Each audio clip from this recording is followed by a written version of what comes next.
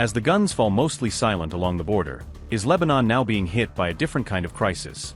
One measured not in missiles, but in empty shelves and shattered livelihoods?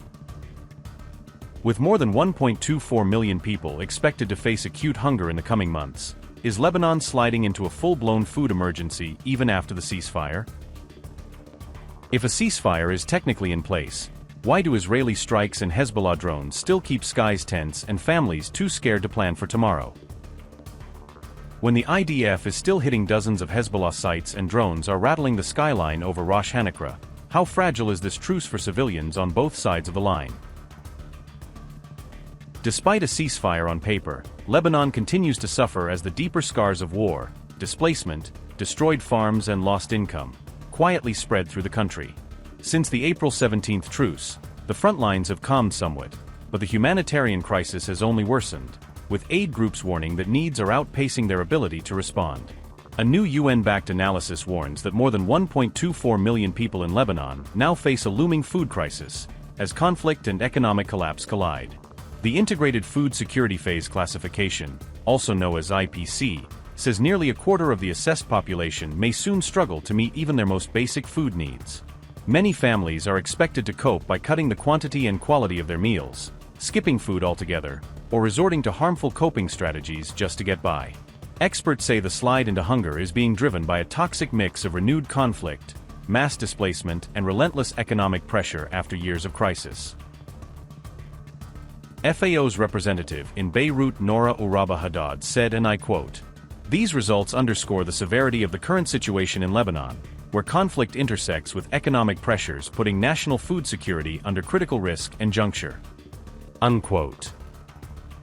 Even before the latest war erupted in March, about 874,000 people in Lebanon were already living with acute food insecurity. That earlier figure represented roughly 17% of the population covered by the IPC analysis, a warning sign that the safety net was fraying long before the new fighting. Now, projections from April to August 2026 put 1.24 million people at crisis level or worse, showing how fast conditions have deteriorated. The rapid deterioration shows how quickly renewed war and mass displacement can shred what was left of Lebanon's fragile social safety nets.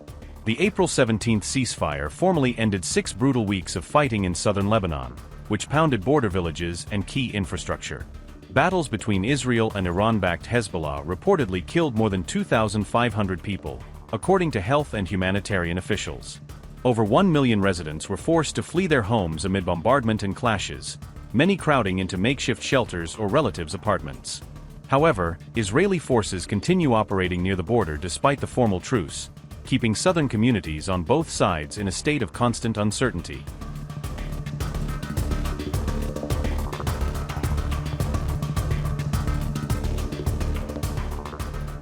On May 1st, the IDF announced it had destroyed more than 40 Hezbollah-linked sites in southern Lebanon, including launch positions and observation posts.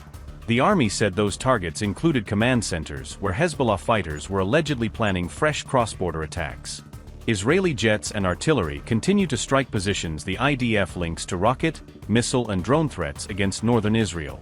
Each new strike adds fresh damage to already battered roads, farms and power lines, making recovery in the south even harder.